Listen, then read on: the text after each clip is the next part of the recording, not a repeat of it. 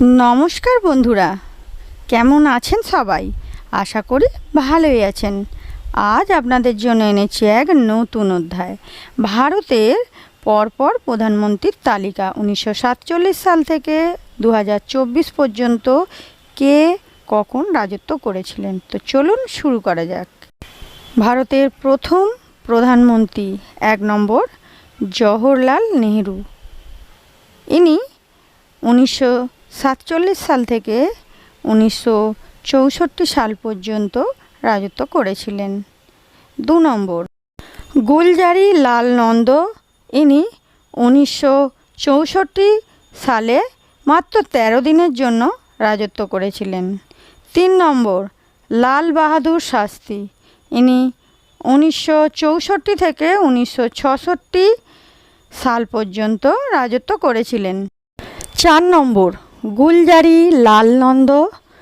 1966 খ্রিস্টাব্দে আবার 13 দিনের জন্য দ্বিতীয়বার প্রধানমন্ত্রী হয়েছিলেন। 5 নম্বর ইন্দিরা গান্ধী। 1966 থেকে 1977 ইনি 11 বছর রাজত্ব করেছিলেন। 6 নম্বর মোরারজি দেশাই।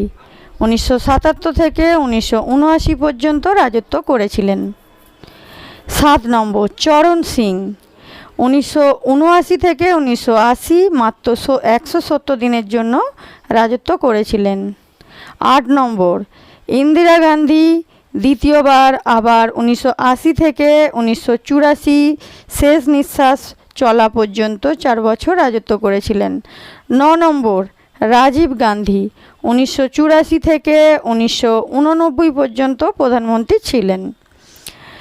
10 নম্বর ভিপি সিং।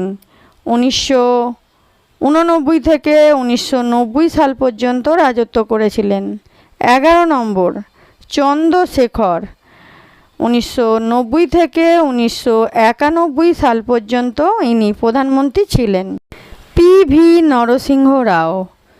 12 নম্বর ইনি 1991 থেকে 1996 সাল পর্যন্ত প্রধানমন্ত্রী ছিলেন। 13 নম্বর অটল বিহারী বাজপেয়ী। 1996 সালে মাত্র 16 দিনের জন্য প্রধানমন্ত্রী ছিলেন। 14 নম্বর এইচ.ডি. দেবেগৌড়া। 1996 থেকে 1997 পর্যন্ত প্রধানমন্ত্রী ছিলেন।